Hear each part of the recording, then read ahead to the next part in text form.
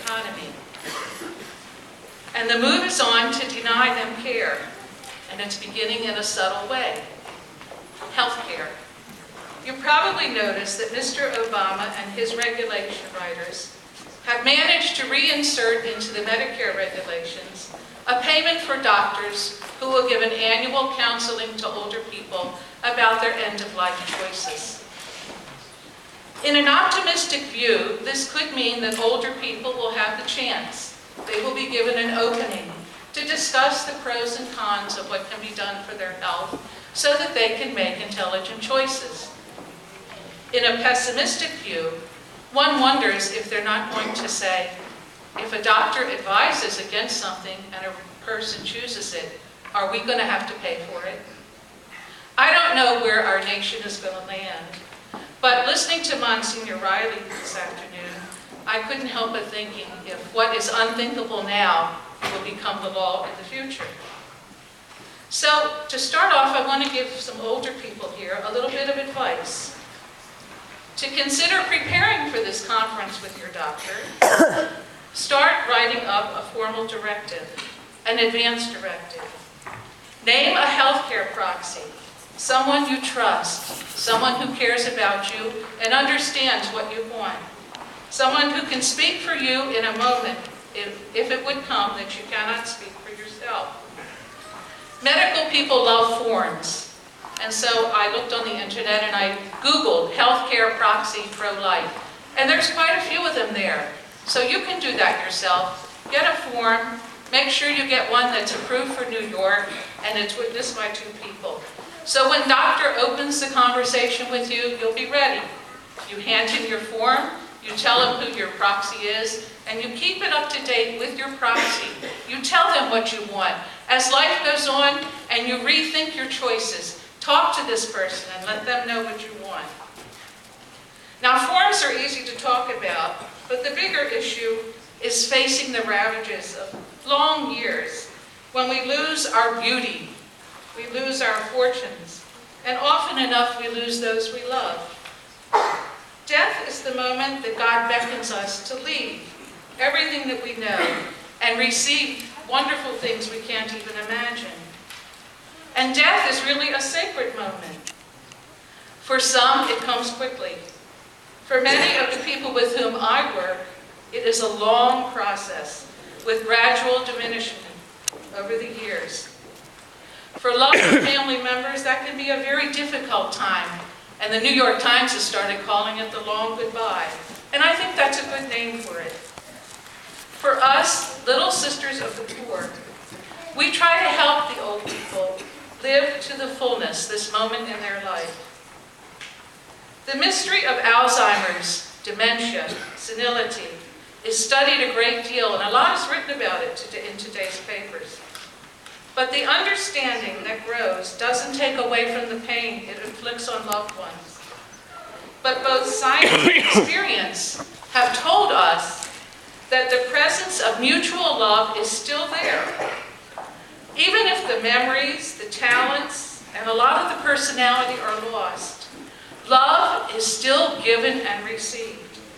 It's still very present, and I know that's true.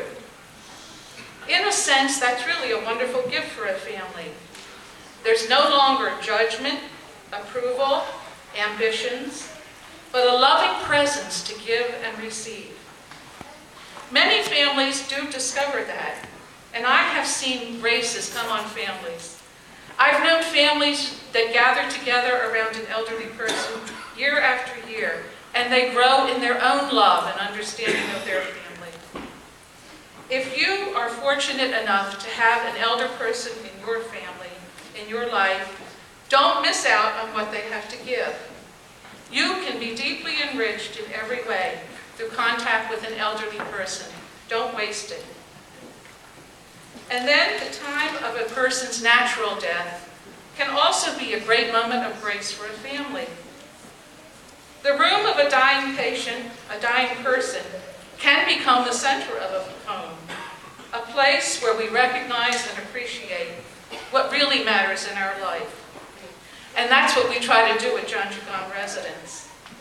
When a resident is dying, there's a constant flow of family, friends, staff, coming to share the last moments of a resident, to remember things, to confide intentions to them, and to thank them and express love, to offer prayers.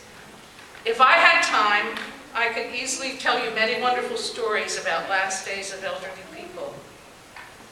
Death is a punishment, there's no doubt about it, but so is the pain of childbirth. We Christians believe that Christ conquered death. It's a birth to new life. When a loved one is in the last phases of their life, spend time with them, pray with them, use their favorite prayers, play their favorite music, sing their favorite songs. Lately, we had a resident dying in our home, and the music of Frank Sinatra and Tony Bennett were constantly coming out of that room. When they weren't playing, they were listening to the rosary. Our Lord said, "Be not afraid." A few years ago, I heard the Brother General of the Franciscans of Brooklyn say that phrase, "Be not afraid," is in the Bible 365 times. He was dying of cancer at that time and has since received his welcome. We pro-life warriors believe that each life comes from God, from the heart of God. We've heard that several times today. That it is unique and it remains in God's control. We believe each of us has a unique place in God's plan. There's something only we can accomplish in life. Some of us need assurance that we have accomplished that. And you, their children, their grandchildren, their nieces and nephews are often the proof of that, and bring them peace. Being pro-life doesn't make us anti-death, when it is the natural and grace moment of return to our Maker and our merciful Father. So death, with all its mystery, is the pain of goodbye, but it's also the anticipation of going home. Today, many Christian churches are celebrating the baptism of Jesus. In a flash, the little baby in the crib has become the man going down into the water, expressing the mystery of death. And life is like that. It's like Christ, we choose to descend. And I really believe God allows us a choice in the mystery of death. Archbishop is quoted the other day as saying, in speaking of pro-life at the beginning, "Our boast is the Statue of Liberty, not the Grim Reaper." Death may be a moment of final choice, and I believe it is, freely made in liberty. It's a joyful and peaceful choice. I often think of the song that Chloe sings. It's to a symphony. Going home, I'm just going home.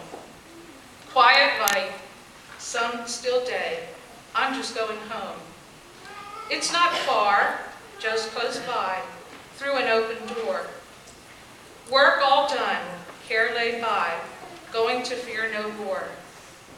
Mother's there, expecting me. Father's waiting too. Lots of folks gathered there, all the friends I knew. I'm going home. Nothing's lost, all's gained. No more fret nor pain. No more stumbling on the way. No more longing for the day. Morning star lights the way. Restless dream all done. Shadows gone, break of day. Real life begun. There's no break, there's no end, just a living on. Wide awake with a smile, going on and on.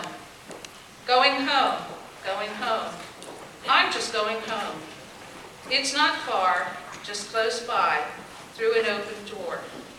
I'm going home, going home. Thanks.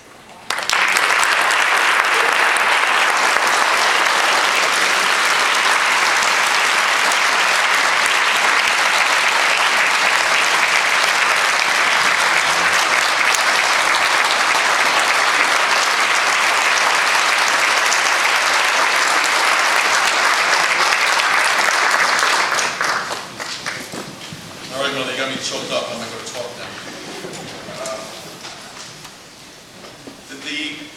Ever since my mother has been in a home, and I was always very pro-elderly, don't get me wrong, but as a leader of the pro-life movement, that, you know, it is true. The main victims of today are the unborn. But tomorrow it is going to be the elderly. And it's the elderly now. And so my own horizons, in a sense, have been broadened to understand that we don't want another Roe v. Wade this time for the elderly, where we're going to have clinics where we can bring grandma or grandpa down the street and have her quietly put to sleep with music and forms, and she's going to probably want to go because she doesn't want to be a burden to somebody. And as unthinkable as that sounds, as Monsignor Riley says, it's not. It's already happening quietly. So many of our people don't know the difference between euthanasia and letting go. And I think this is the next big challenge of the pro-life movement, along with everything else that we've been dealing with. And stem cell research is one of them. Well, I guess all of them. Okay. Last, but certainly not least,